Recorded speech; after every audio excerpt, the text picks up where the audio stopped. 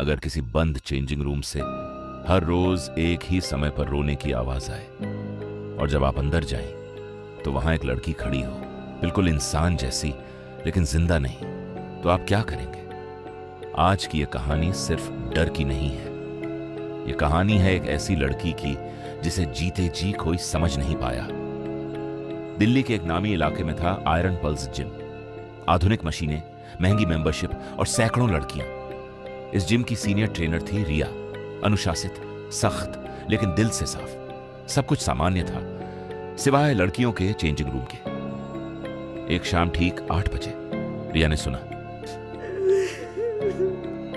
किसी लड़की के रोने की आवाज सीधे चेंजिंग रूम से आ रही थी। रिया ने सोचा शायद कोई मेंबर परेशान होगी। रिया ने दरवाजा खोला। अंदर लाइट जली हुई थी, लॉकर खुले थे, लेकिन कोई नहीं था।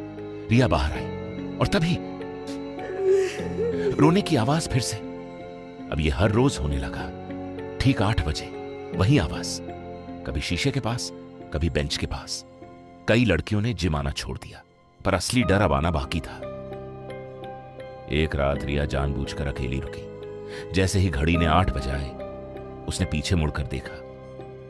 वहां एक लड़की खड़ी थी, बिल्कुल इंसान जैसी। साधारण टी शर्ट, ट्रैक पैंट, चेहरा पीला, आंखों के नीचे गहरे निशान। उसकी आंखों से आंसू बह रहे थे, लेकिन उसके पैरों की आवाज नहीं थी।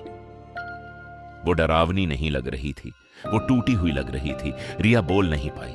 लड़की ने धीमी आवाज में कहा, मैं यहाँ रोज आती हूँ क्योंकि यहीं मुझे सबसे ज्यादा चोट लगी थी। रिया ने कांपती आवाज में पूछा, तुम कौन हो? लड़की ने आईने की तरफ देखा और बोली, मेरा नाम पूजा है। रिया की आंखों के सामने पूजा की जिंदगी चलने लगी। पूजा ओवरवेट थी, वो फिट होना चाहती थी, पर हर दिन उसे चेंजिंग रूम में तानों से तोड़ा गया। हाथी, भैंस, जिम छोड़ दे, आईने के सामने वो रोज रोती थी। एक रात वही चेंजिंग रूम, वही आईना और पूजा अकेली। उसने सोचा शायद दुनिया में मेरे लिए जगह नहीं, और उस रात उसकी सांसें यहीं रुक गई।